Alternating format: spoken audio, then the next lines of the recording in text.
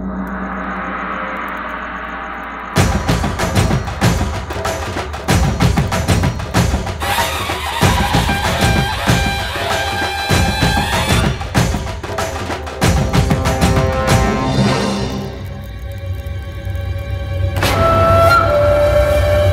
ರಾಮಕೃಷ್ಣ ಏನ್ ಮಾಡ್ತಿದ್ದಾನೆ?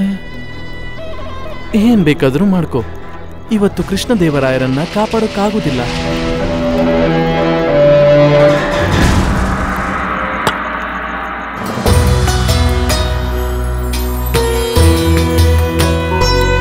ನಮ್ಮ ಮಹಾರಾಜರು ಸ್ವಯಂ ಶ್ರೀರಾಮನ ಸ್ವರೂಪ.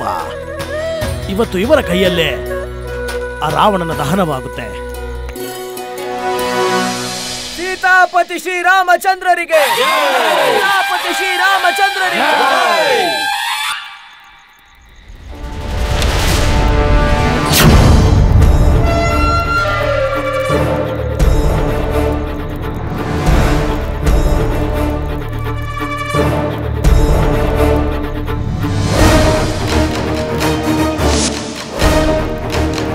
ಈಗ ನಡೆಯಲಿದೆ ರಾವಣ ದಹನ. ಇದು ಕೃಷ್ಣದೇವರಾಯರ ಕೊನೆಯ ರಾಮಲೀಲೆ.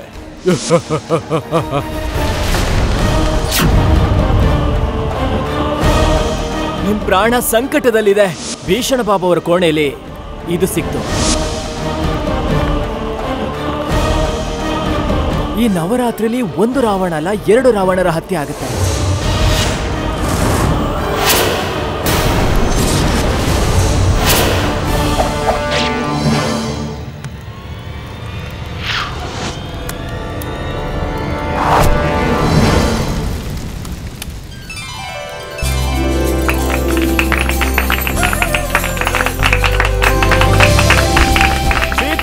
ಶ್ರೀರಾಮಚಂದ್ರರಿಗೆ, ಶ್ರೀರಾಮಚಂದ್ರರಿಗೆ, ಸೀತಾಪತಿ ಶ್ರೀರಾಮಚಂದ್ರರಿಗೆ.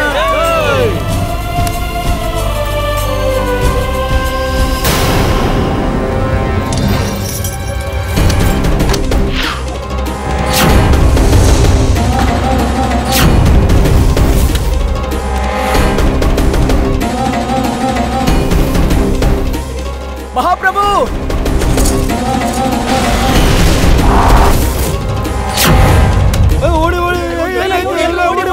ಮಹಾಪ್ರಭು, ನಿಮ್ಗೇನು ಆಗಿಲ್ಲ ಅಲ್ವಾ?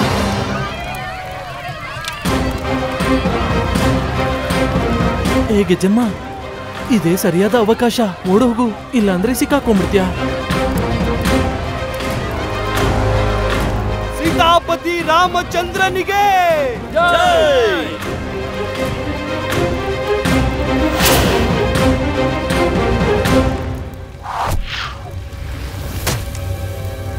ಶ್ರೀರಾಮಚಂದ್ರ ಪ್ರಭುವಿಗೆ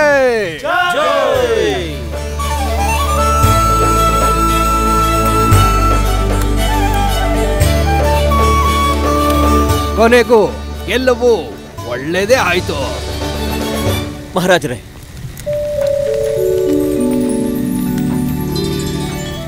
ಏನಾಯ್ತು? ಅಲ್ಲಿಂದ ಬಾಣ ಎಲ್ಲ ಹೇಗ್ ಬಂತು? ಏನ್ ಹುಡುಕ್ತಾ ಇದ್ಯಾ? ಭೀಷಣ್ ಬಾಬುನ ಹುಡುಕ್ತಿದ್ದೀನಿ. ನನಗೆ ಸಂಪೂರ್ಣ ನಂಬಿಕೆ ಇದೆ, ಅವ್ರು ಖಂಡಿತವಾಗ್ಲೂ ಇಲ್ಲೇ ಇರ್ತಾರೆ. ಅದ್ ಯಾರೇ ಅಪರಾಧಿ ಆಗಿರ್ಲಿ, ತನ್ನ ಪೂರ್ತಿ ಕಾರ್ಯವನ್ನ ನೋಡದೆ ಇರೋಕ್ ಸಾಧ್ಯನೇ ಇಲ್ಲ. ಅವ್ನ್ ವೇಷ ಬದಲಾಯಿಸ್ಕೊಂಡು ಖಂಡಿತ ಬಂದಿರ್ತಾನೆ. ಅಲ್ಲಿ ನೋಡು, ಅಲ್ಲಿ ಹೋಗ್ತಾ ಇದ್ದಾನೆ. ಹಿಡ್ಕೊಳ್ಳಿ, ಹಿಡ್ಕೊಳ್ಳಿ.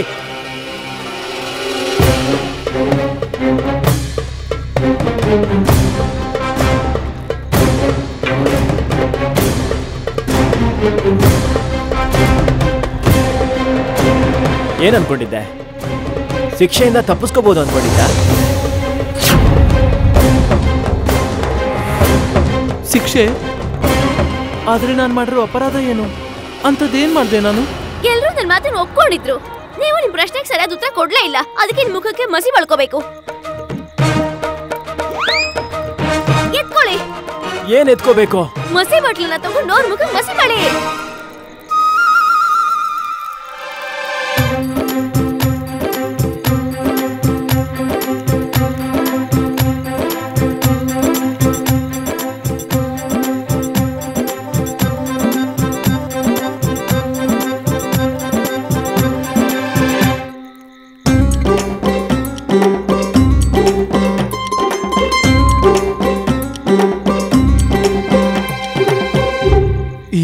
ಅವಮಾನದ ಸೇಡು ಖಂಡಿತ ನಾನು ತೀರಿಸ್ಕೊಳ್ತೀನಿ ರಾಮ, ನೋಡ್ತಾ ಇರೋ. ಈಗ ಇಲ್ಲಿಂದ ಹೊರಡಿ, ನಾನು ಬೇರೆ ಯಾರನ್ನೋ ಹುಡುಕ್ಬೇಕು.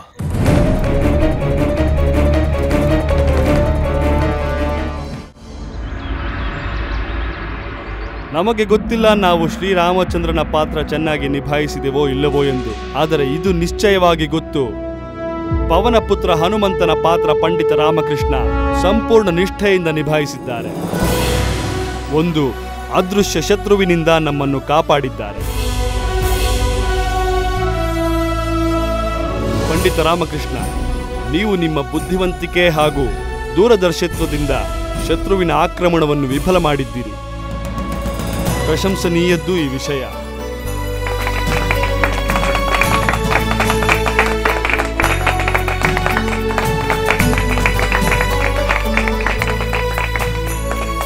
ಮಹಾಪ್ರಭು, ನಿಮ್ ಪ್ರಾಣನ ರಕ್ಷಣೆ ಮಾಡೋದು ನನ್ನ ಕರ್ತವ್ಯ. ನಾನು ಕೇವಲ ನನ್ನ ಕರ್ತವ್ಯನ ಪೂರ್ಣ ಮಾಡಿದೆ. ಇದು ನಿಮ್ಮ ವಿನಮ್ರತೆಯು ಪಂಡಿತ ರಾಮಕೃಷ್ಣ. ಆದರೆ ನಾವು ಬಯಸುತ್ತೇವೆ ನೀವು ಇಡೀ ದರ್ಬಾರಿಗೆ ಹೇಳಿ ಏನಾಯಿತು, ಹೇಗಾಯಿತು ಹಾಗೂ ಯಾರು ಮಾಡಿದರು ಎಂದು.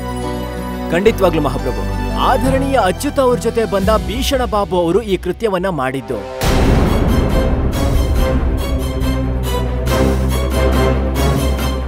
ಭೀಷಣ ಬಾಬು ಪಕ್ಕದ ರಾಜ್ಯದ ಗೂಢಚಾರಿ ಆಗಿದ್ದಾರೆ. ನಮಗ್ ಗೊತ್ತಿಲ್ಲ ಅವರು ಯಾವ ರೀತಿ ದಾಳಿ ಮಾಡೋದಕ್ಕೆ ತಯಾರು ಮಾಡಿದ್ದಾರೆ, ಆದ್ರೆ ಅವರು ತುಂಬಾನೇ ಬುದ್ಧಿವಂತ ಗೂಢಚಾರಿ. ಅದೇ ತರ ರಾವಣನ ಪ್ರತಿಮೆಯಲ್ಲಿ ಒಂದು ಯಂತ್ರವನ್ನ ಇಟ್ಟಿದ್ರು, ಅದ್ರಿಂದ ನಿಮ್ಮ ಮೇಲೆ ಬಾಣಗಳ ದಾಳಿ ಕೂಡ ಆಗಿತ್ತು.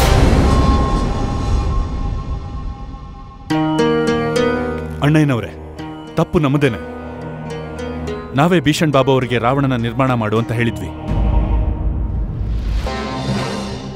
ನಾನು ಭೀಷಣ ಬಾಬು ಅವರ ಕೋಣೆಗೆ ಹೋದಾಗ ಅಲ್ಲಿ ಬಿಲ್ಲಿನಿಂದ ಚುಚ್ಚಿದ ಗೊಂಬೆ ಸಿಕ್ತು. ಅವಾಗ ಭೀಷಣ ಬಾಬು ಅವರು ರಾಜ್ಯದಿಂದ ಓಡ್ ಹೋಗಿದ್ರು. ಅವರು ರಾಜ್ಯ ಬಿಟ್ಟು ಓಡು ಹೋದ್ಮೇಲೆ ನನಗೆ ಪೂರ್ತಿ ವಿಶ್ವಾಸ ಬಂತು ಮಹಾಪ್ರಭು, ನಿಮ್ಮ ಪ್ರಾಣಕ್ಕೆ ಕುತ್ತಿದೆ ಅಂತ. ಮತ್ತೆ ನಿಮಗೆ ಪ್ರಾಣ ಬೆದರಿಕೆ ಬಂದ ಪತ್ರವನ್ನ ಮತ್ತೆ ಮತ್ತೆ ಧ್ಯಾನ ಕೊಟ್ಟು ಓದಿದಾಗ ಅದ್ರಲ್ಲಿ ಬರ್ದಿತ್ತು, ಈ ನವರಾತ್ರಿಲಿ ಒಂದಲ್ಲ 2 ರಾವಣರ ಹತ್ಯೆ ಆಗತ್ತೆ ಅಂತ. ಆಗ ನಮಗೆ ಅರ್ಥ ಆಯ್ತು, ನಿಮ್ಮ ಮೇಲೆ ದಾಳಿ ಮಾಡೋದಕ್ಕೆ ರೂಪಿಸಿರುವ ತಂತ್ರ ರಾವಣನ ಪ್ರತಿಮೆಲಿದೆ ಅಂತ. ರಾವಣನ ಪ್ರತಿಮೆನ ಗಮನ ಕೊಟ್ಟು ನೋಡಿದಾಗ ನನಗೆ ಆ ಯಂತ್ರದ ಬಗ್ಗೆ ಗೊತ್ತಾಯ್ತು. ಮತ್ತೆ ರಾವಣನ ಹತ್ಯೆ ಮಾಡೋದು ಅವಶ್ಯಕತೆ ಇತ್ತು, ಮತ್ತೆ ನಿಮ್ಮ ರಕ್ಷಣೆನೂ ಕೂಡ. ಮತ್ತೆ ನಾನು ಮಂತ್ರಿವರ್ಯ ತಿಮ್ಮರಸು, ಆದರಣೀಯ ಅಚ್ಯುತ ದೇವ ಅವ್ರ ಜೊತೆ ಸೇರ್ಕೊಂಡು ಈ ಪೂರ್ತಿ ಯೋಜನೆ ಮಾಡಿದ್ವಿ. ಮಂತ್ರಿವರ್ಯ, ರಾವಣನ ದಹನ ಆಗ್ಬೇಕಾದ್ರೆ ಮಹಾರಾಜರ ಮೇಲೆ ದಾಳಿ ಆಗತ್ತೆ. ಅದಕ್ಕೆ ಈ ರಾಜ್ಯದ ಸರ್ವಶ್ರೇಷ್ಠ ತಂತ್ರಜ್ಞರನ್ನ ಇಲ್ಲಿ ಕರೆಸಿ. ಆಗ್ಲಿ ಪಂಡಿತ ರಾಮಕೃಷ್ಣ, ನಾನು ಈಗಲೇ ಎಲ್ಲ ವ್ಯವಸ್ಥೆ ಮಾಡ್ತೀನಿ. ಮತ್ತೆ ಈ ತಂತ್ರದಿಂದ ಮಹಾರಾಜರ ಮೇಲೆ ಆಗುವಂತಹ ದಾಳಿಯನ್ನ ತಪ್ಪಿಸಬಹುದು. ಮಹಾರಾಜರ ರಕ್ಷಣೆಗೋಸ್ಕರ ನಿಮ್ ಸಹಾಯ ಅಗತ್ಯ ಇದೆ. ನಾನೇನು ಸಹಾಯವನ್ನು ಮಾಡಲಿ? ಸರಿ, ಇಲ್ಲಿ ನೋಡಿ, ನೀವು ಈ ಗೊಂಬೆ ಇರೋ ತರಾನೇ ಒಂದು ತಂತ್ರವನ್ನ ರೂಪಿಸಬೇಕು. ನೀವು ಮಹಾರಾಜರ ರಥದ ಕೆಳಗಡೆ ಇದೇ ತರದ ಒಂದು ಶಕ್ತಿಶಾಲಿ ವಸ್ತುಗಳನ್ನಿಡಿ. ಇಲ್ಲಿ ನೋಡಿ, ಇದರ ಒಂದು ಭಾಗ ಹಗ್ಗದಿಂದ ಕಟ್ಟಬೇಕು, ಮತ್ತೆ ಹಗ್ಗದ ಇನ್ನೊಂದು ತುದಿ ನನ್ನ ಕೈಯಲ್ಲಿರತ್ತೆ. ಯಾವಾಗ ಮಹಾರಾಜ ಮೇಲೆ ಆಕ್ರಮಣ ಆಗುತ್ತೋ ನಾನಾವಾಗ ಅದನ್ನ ಎಳಿತೀನಿ. ಆಗ ಮಹಾಪ್ರಭು ಈ ಪಟ್ಟಿಯ ಮೇಲೆ ನಿಂತ್ಕೊಂಡಿರ್ತಾರೆ. ಇದರ ಸಹಾಯದಿಂದ ಮಹಾರಾಜರು ಜಿಗಿಬಹುದು. ಮಹಾರಾಜರು ಜಿಗಿದಾಗ ಅಲ್ಲಿಂದ ದಾಳಿ ಆಗೋ ಬಾಣಗಳಿಂದ ಅವರು ತಪ್ಪಿಸ್ಕೋತಾರೆ. ಪಂಡಿತ ರಾಮಕೃಷ್ಣರೇ, ನಿಮ್ಮ ಯೋಜನೆ ಚೆನ್ನಾಗಿದೆ. ಸರಿ, ನಿಮಗೆ ಗೊತ್ತಾಯ್ತಾ ನೀವೇನ್ ಮಾಡ್ಬೇಕು ಅಂತ? ನನಗೆ ಗೊತ್ತಾಯ್ತು. ಮಂತ್ರಿವರ್ಯ, ನೀವು ಮಹಾರಾಜರಿಗೆ ಪೂರ್ತಿ ಉಪಾಯ ಹೇಳಿ, ಮತ್ತೆ ಅವರು ತಯಾರಾಗೋಕು ಹೇಳಿ. ಸರಿ.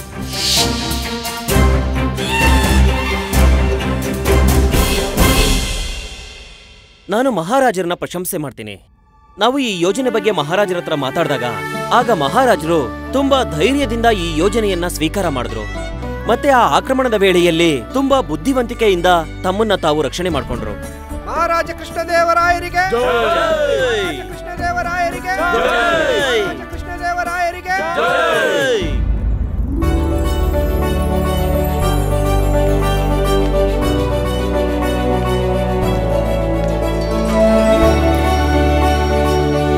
ನಮ್ಮ ಪ್ರಾಣ ರಕ್ಷಣೆಯ ಸಂಪೂರ್ಣ ಶ್ರೇಯಸ್ಸು ಪಂಡಿತ ರಾಮಕೃಷ್ಣರಿಗೆ ಹೋಗುತ್ತದೆ.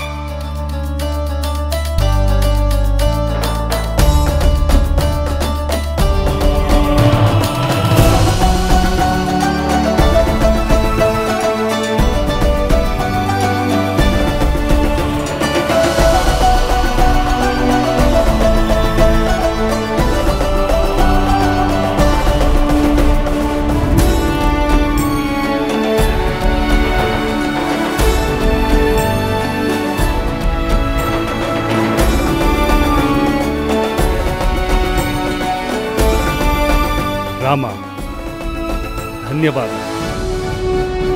ಇಂದಿನಿಂದ ನಮ್ಮ ಜೀವನ ನಿಮ್ಮ ಋಣವೇ ಸರಿ.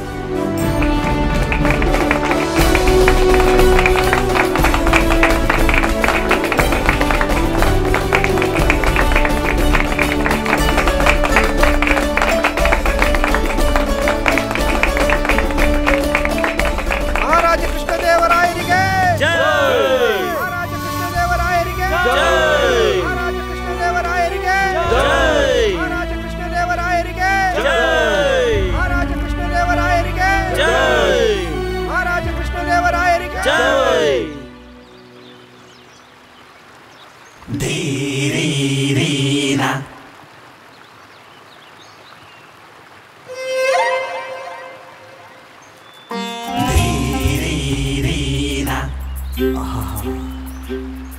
ಅತಿ ಸುಂದರ ಆನಂದವಾಗಿ ಹೃದಯ ತುಂಬುವಂತ ಕನಸನ್ನ ಕಂಡೆ. ರಾಜನರ್ತಕಿ ಸೌಧಾಮಿನಿ ದೇವಿಯ ಜೊತೆ ಜಲವಿಹಾರ ಮಾಡೋಂಥದ್ದು ಸಂತೋಷದ ಪರಾಕಾಷ್ಠೇನೆ. ಸೌಧಾಮಿನಿ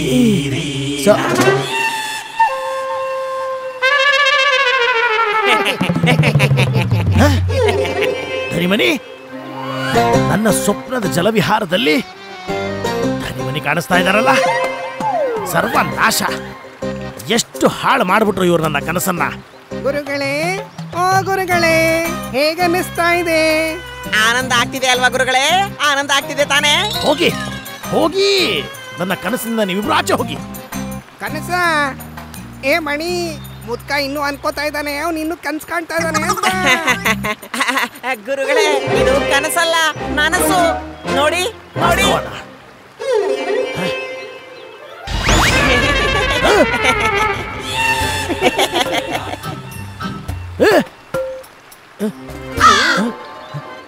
ಇದು ನಿಜವೇ? ಹಾಗಾದ್ರೆ ನನ್ನ ಕೊಠಡಿ ಎಲ್ಲೋ ಹೋಯ್ತು? ಎಂತ ಪ್ರಶ್ನೆ ಕೇಳ್ತಾ ಇದ್ದೀರಾ ಗುರುಗಳೇ? ನಿಮ್ಮ ಕೋಣೆ ಅಂತೂ ನಿಮ್ಮ ನಿವಾಸದಲ್ಲಿ ಇದೆಯಲ್ವಾ? ಅಯ್ಯೋ ಅಯ್ಯೋ ದಡ್ಡನ್ ಮಕ್ಕಳ, ನಾನು ಈ ನೀರಿನ ಮಧ್ಯೆ ಹೇಗ್ ಬಂದೆ? ಹಾಗಾದ್ರೆ ನಾವಿದೀವಲ್ಲ, ನಾವೇ ನಿಮ್ಮನ್ನ ಇಲ್ಲಿ ಕರ್ಕೊಂಡು ಬಂದಿದ್ದು. ನಾವೇ ಗುರುಗಳೇ, ನಾವು. ಇಬ್ರು ಇಷ್ಟೊಂದು ಅಧಿಕ ಪ್ರಸಂಗತನ ಮಾಡ್ತೀರಾ? ನಾನು ಇದ್ದೇ ಮಾಡ್ತಿರ್ಬೇಕಾದ್ರೆ ಕರ್ಕೊಂಡು ಇಲ್ಲಿಗೆ ಬಂದಿದ್ದೀರಾ? ನಾನು ನಿಮ್ಮಿಬ್ಬರಿಗೂ ಈಗಲೇ ಇಲ್ಲೇ ಚೆನ್ನಾಗಿ ತೊದಕಿ ಜೀವಂತ ಸಮಾಧಿ ಮಾಡ್ಬಿಡ್ತೀನಿ. ಬೇಡ ಗುರುಗಳೇ, ಬೇಡ. ಗುರುಗಳೇ ಗುರುಗಳೇ, ನೋಡಿ ನೋಡಿ, ನಾವು ನಿಮ್ಮನ್ನ ಎಷ್ಟು ಜೋಪಾನವಾಗಿ ನೋಡ್ಕೋತಾ ಇದ್ದೀವಿ. ನಿಮ್ಮ ಒಳ್ಳೇದಕ್ಕೋಸ್ಕರನೇ ನಾವು ನಿಮ್ಮನ್ನ ಇಲ್ಲಿ ಕರ್ಕೊಂಡು ಬಂದಿರೋದು. ಒಳ್ಳೇದಕ್ಕ? ಹೌದು. ಅಯ್ಯೋ ಬುದ್ಧಿಹೀನ ನ್ಯಾಯಾಧೀಶರೇ, ಮೂರ್ಖರ ದ್ವಾರಪಾಲಕನೇ, ನಾನು ನೀರಿನ ಮಧ್ಯೆ ಮಲಗೋದ್ರಿಂದ ಏನೋ ಒಳ್ಳೇದಾಗುತ್ತೆ. ಅಲ್ಲಿ ಗುರುಮಾತೆ, ನಿಮ್ಮ ಕೋಣೆಯ ಮಧ್ಯದಲ್ಲಿ ಜಲಕುಂಡವನ್ನು ಮಾಡಿಸ್ತಾ ಇದಾರಲ್ಲ. ನಿಮ್ಗೆ ಜಲಕುಂಡದಲ್ಲಿ ಮಲಗೋ ಅಭ್ಯಾಸ ಇಲ್ವಲ್ಲ, ಹಾಗಾಗಿ ನಿಮ್ಗೆ ಅಭ್ಯಾಸ ಆಗ್ಲಿ ಅಂತ ಇಲ್ಲಿ ಕರ್ಕೊಂಡು ಬಂದ್ವಿ. ಜಲಕುಂಡವನ್ನ? ಅಯ್ಯೋ ದುಷ್ಟ್ರ, ಅಲ್ಲೇ ನಿಂತ್ಕೊಳ್ಳಿ. ನಾನು ಈಗಲೇ ಇದೇ ಸಮಯದಲ್ಲಿ ನಿನ್ನ ಅಧಿಕ ಪ್ರಸಂಗತನಕ್ಕೆ ದಂಡನೆ ಕೊಡ್ತೀನಿ. ಇಲ್ಲೇ ನಿಂತ್ಕೊಳ್ಳಿ.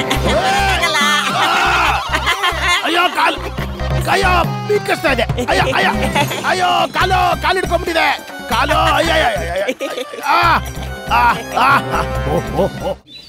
ವರುಣ ಬಾಲ ಬಂದ್ಬಿಟ್ರ ಸ್ವಾಮಿ? ನನ್ನ ಪ್ರಣಾಮ ಸ್ವೀಕಾರ ಮಾಡಿ ಪ್ರಾಣನಾಥ. ಪ್ರಾಣನಾಥನೇ? ಪ್ರಾಣನಾಥ ಅಂತೆ? ನೀನ್ ಹೇಳಿದ ಮಾತಿಂದ ಈ ದಡ್ಡ ನನ್ನ ಮಕ್ಕಳು ನಿನ್ನ ಪ್ರಾಣನಾಥನ ಜೀವನ ಬೇರೆ ಮಾಡಿರೋರು. ಶಾಂತವಾಗಿರಿ ನನ್ನ ಪ್ರಾಣ ಪ್ರಿಯ, ನನ್ನ ಪ್ರಾಣನಾಥ. ಹೇಗ್ ಶಾಂತವಾಗಿರ್ಲಿ? ನೀರಿನ ಮಧ್ಯೆ ಮಲಗಿಸಿದ್ರು ನನ್ನ. ಚಿಕ್ಕ ಚಿಕ್ಕ ಮೀನುಗಳು ಬಂದು ಅಲ್ಲಲ್ಲ ಕಚ್ತು. ಅದನ್ನೇನ್ ಮಾಡಕ್ಕಾಗತ್ತ? ಅದು ಅಲ್ಲದೆ ಒಂದು ದುಷ್ಟ ಇಲಿ ನಮ್ಮ ಹಿಂದೆ ಬಿದ್ದಿತ್ತು. ನಾವ್ ಈ ಕಡೆ ಬಂದ್ರೆ ಅದ ಕಡೆ, ಅದ ಕಡೆ ಬಂದ್ರೆ ನಾವ್ ಈ ಕಡೆ, ನಾವ್ ಈ ಕಡೆ ಬಂದ್ರೆ ಅದ ಕಡೆ. ಅಯ್ಯೋ, ಈಗ ಹೇಳು, ಈ ನಮ್ಮ ನಿದ್ರಾ ಕೋಣೆಯಲ್ಲಿ ಈ ಜಲಕುಂಡ ನಿರ್ಮಾಣ ಮಾಡೋ ಅಂತ ಈ ನಾಟಕ ಏನದು? ನಾನೇನು ಮೀನಾ ಜಲಕುಂಡದಲ್ಲಿರೋದಕ್ಕೆ? ಇವನಂತೂ ಒಬ್ಬ ಸರ್ಪ, ಇವನು ಬಿಲ್ಲದಲ್ಲೇ ಇರ್ಬೇಕು. ಎರಡು ತಲೆ ಸರ್ಪ ಇವನು. ಸ್ವಾಮಿ, ಕೇವಲ 1 ವಾರ ಕಷ್ಟ ಆಗತ್ತಷ್ಟೇ. ಗುರುವಾರ ಜಲಕುಂಡ ಆಗೋದ್ರೆ ಶುಭಾರಂಭ ಆಗತ್ತೆ. ಆಮೇಲೆ ನಿಮ್ಮ ಜೀವನದ ಎಲ್ಲಾ ಕಷ್ಟನೂ ಪರಿಹಾರ ಆಗತ್ತೆ. ಹೌದಾ? ಬಹಳ ಒಳ್ಳೇದು. ಇದನ್ನ ಹೇಳು, ಈ ರೀತಿ ನನ್ನ ಜೀವ ತೆಗೆಯೋ ವಿಚಾರಗಳು ನಿನ್ನ ತಲೆಗೆ ಹೇಗೆ ಬರುತ್ತೆ ಅಂತ. ಈ ವಿಚಾರ ಮಹಾಪಂಡಿತ ವಾಮಾಚಾರ್ಯರಿಂದ ಸಿಕ್ಕಿದ್ದು. ವಾಮಾಚಾರ್ಯ ವಾಮಾಚಾರ್ಯರು. ಆಚಾರ್ಯ? ಹಾ ಸ್ವಾಮಿ, ಅತ್ಯಂತ ಜ್ಞಾನಿ, ಮಹಾಪ್ರತಾಪಿ, ಮಹಾವಿದ್ವಾನ್, ವಾಸ್ತುಶಾಸ್ತ್ರದ ಪ್ರಚಂಡ ವಿದ್ವಾನ್ ಪಂಡಿತ ವಾಮಾಚಾರ್ಯ ಅವರು. ಇಲ್ಲಿ ನಾವಿರ್ಬೇಕಾದ್ರೆ ನಮ್ಮ ಸಾಮ್ರಾಜ್ಯದಲ್ಲಿ ಮತ್ತೊಬ್ಬ ಅಖಂಡ ಪಂಡಿತಾನ? ಯಾರು ಅದೃಷ್ಟ ಪ್ರಾರಬ್ಧ?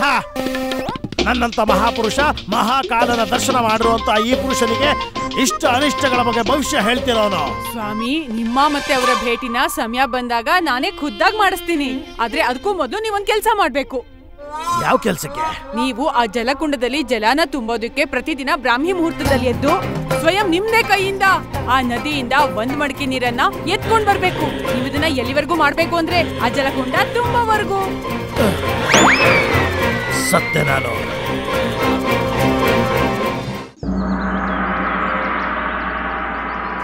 ಓಂ ಸೂರ್ಯಾಯ ನಮಃ. ಓಂ ಸೂರ್ಯಾಯ ನಮಃ. ಓಂ ಸೂರ್ಯಾಯ ನಮಃ. ಓಂ ಸೂರ್ಯಾಯ ನಮಃ. ಓ ಶಾರದಾದೇವಿ ಅವರೇ, ಏನ್ ಮಾಡ್ತಿದ್ದೀರಾ? ಎತ್ಕೋ. ಈ ಕಲ್ಲು ತುಂಬಾ ಭಾರ ಇದ್ದಂಗಿದೆ, ಸೊಂಟ ಮುರಿದು ಹೋಗ್ಬೋದು. ನಿನ್ನ ಪ್ರಶ್ನೆಗಳ ಕುಕ್ಕೆ ನೆತ್ಕೊಂಡು ಇಲ್ಲಿಂದ ಹೋಗ್ತಾ ಇರು. ನಾನು ಸೂರ್ಯ ವಂದನೆನ ಭಂಗ ಮಾಡ್ಬೇಡ. ಸೂರ್ಯ ವಂದನೆನಾ? ನನ್ಗನ್ಸುತ್ತೆ ಸೂರ್ಯದೇವ ಪಶ್ಚಿಮ ದಿಕ್ಕಿನಿಂದ ಹುಟ್ಟಿದ್ದಾನೆ ಅಂತ. ಏನ್ ಸೂರ್ಯದೇವ, ನೀನು ಹುಟ್ಟೋ ದಿಕ್ಕನ್ನೇ ಬದಲಾಯಿಸ್ಬಿಟ್ಟೆ, ನನಗೆ ಹೇಳಲೇ ಇಲ್ಲ. ನಾನು ಏನ್ ಹೇಳ್ತಿದ್ದೀನಿ ಅಂದ್ರೆ, ನೀನು ಉಲ್ಟಾ ದಿಕ್ಕಲ್ಲಿ ಯಾಕೆ ಪೂಜೆ ಮಾಡ್ತಿದೀಯಾ? ಅಯ್ಯೋ, ಎತ್ಕೊಂಡೆ. ಈಗ ಹೇಳು. ಈಗ ನೀನು ನೀರ್ ಕುಡಿಬೇಕು ಅಂದ್ರೆ ಏನ್ ಮಾಡ್ತೀಯಾ? ನಾನು ಪೂರ್ತಿ ವಿನಮ್ರದಿಂದ ನನ್ನ ಕೈನ ಎತ್ಕೋತೀನಿ, ಮತ್ತೆ ನಿನ್ ಮುಂದೆ ಕೂತ್ಕೋತೀನಿ. ಈ ತರ ಸೂರ್ಯಂಗೆ ಅರ್ಘ್ಯ ನೀಡೋದು ಅಂದ್ರೆ ನೀರ್ ಕುಡ್ಸೋದು ಅಂದ್ರೆ ಅವನು ನೀರ್ ಹಾಕೋರ್ಗಿಂತ ಕೆಳಗಡೆ ಇರ್ಬೇಕು. ಈಗ ನೀನ್ ಇದೆಯಲ್ಲ ಹಾಗೆ. ಸೂರ್ಯ ಯಾವ ದಿಕ್ಕಲ್ಲಿ ಮುಳುಗೋದು? ಪಶ್ಚಿಮದಲ್ಲಿ. ಸೂರ್ಯಾಸ್ತ ಆಗೋದು ಇದೇ ದಿಕ್ಕಲ್ಲಲ್ವಾ? ಅದಕ್ಕೆ ಯಾವತ್ತೂ ಅರ್ಘ್ಯನ ಪಶ್ಚಿಮ ದಿಕ್ಕಲ್ಲೇ ಕೊಡ್ಬೇಕು. ವಾ ವಾ ವಾ, ಸೂರ್ಯ ದೇವನ ದಿಕ್ಕನ್ನ ಬದಲಾಯಿಸೋದು ನಿನ್ನಂತ ಜ್ಞಾನಿಯಿಂದ ಮಾತ್ರ ಸಾಧ್ಯ. ವಾ ವಾ ವಾ. ಎತ್ಕೋ. ಈಗೇನ್ ಎತ್ಕೋಬೇಕು? ನಿನ್ನ ವ್ಯಂಗ್ಯದ ಬಾಣನ ಬತ್ತಲ್ಕಲ್ಲಿ ಇಟ್ಕೊಂಡು ಸುಮ್ನೆ ಹೋಗ್ತಾ ಇರು. ಮಹಾಜ್ಞಾನಿ ವಾಮಾಚಾರ್ಯರೇ ನನಗೆ ಈ ಮಾತನ್ನ ಹೇಳಿರೋದು. ಮಾಮಾಚಾರ್ಯ? ಅದ್ಯಾರು? ಅದ್ಯಾರೇ ಆಗಿರ್ಲಿ, ಅವ್ರು ಉಲ್ಟಾ ಯಾಕೆ ಪೂಜೆ ಮಾಡಕ್ ಹೇಳ್ತಾರೆ? ಏನ್ ಹೇಳ್ದೆ? ಏನಿಲ್ಲ. ನಾನು ಏನ್ ಹೇಳ್ತಿದ್ದೀನಿ ಅಂದ್ರೆ, ನಾನ್ ದರ್ಬಾರಿಗೆ ಹೋಗಕ್ ತಡ ಆಗ್ತಿದೆ, ನನಗೆ ಊಟ ತಯಾರು ಮಾಡು. ಹಂಟೇನು, ಇವತ್ ನಾನು ಅಡ್ಗೆ ಮಾಡೇ ಇಲ್ಲ. ಅಡ್ಗೆ ಮನೆನ ಒಡ್ಸಾಕ್ಬಿಟ್ಟೆ. ಏನು? ಅಡ್ಗೆ ಮನೆನ ಯಾಕೆ ಒಡ್ಸಾಕ್ತೆ? ಯಾಕೆ ಅನಿಷ್ಟನೆಲ್ಲ ಮಾಡ್ದೆ? ಯಾಕಂದ್ರೆ ವಾಮಾಚಾರಿಗಳು ಹೇಳಿದ್ರು ನಮ್ಮ ಅಡಿಗೆ ಮನೆ ದಿಕ್ಕು ಸರಿಯಾಗಿಲ್ವಂತೆ. ಹಾಗೆ ಈ ದಿಕ್ಕಿನ ಸಂಬಂಧ ವರುಣ್ ದೇವ ಹಾಗೂ ಚಂದ್ರನ್ ಜೊತೆ ಇರುತ್ತೆ. ಹಾಗೆ ಚಂದ್ರ ಹೇಗೆ ಅಂತ ಗೊತ್ತಲ್ವಾ? ಸಿಕ್ಕಾಪಟ್ಟೆ ಚಂಚಲ.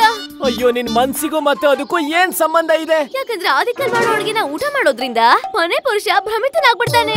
ಅದನ್ನೇ ನಾನೀಗ ನೋಡ್ತಾ ಇದ್ದೀನಿ. ಅದ್ರ ಅರ್ಥ?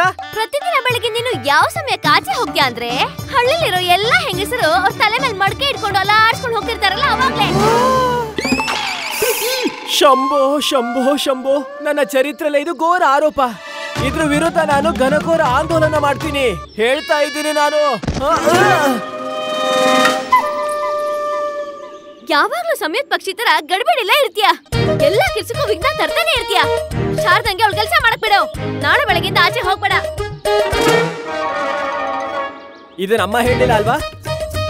ಇಲ್ಲ, ನಾನೇ ಹೇಳ್ತಾ ಇರೋದು. ಅಯ್ಯೋ, ಯಾರು ಈ ವಾಮಾಚಾರ್ಯ? ಇದ್ದಕ್ಕಿದ್ದಾಗ ಎಲ್ಲಿಂದ ಹುಡ್ಕೊಂಡ?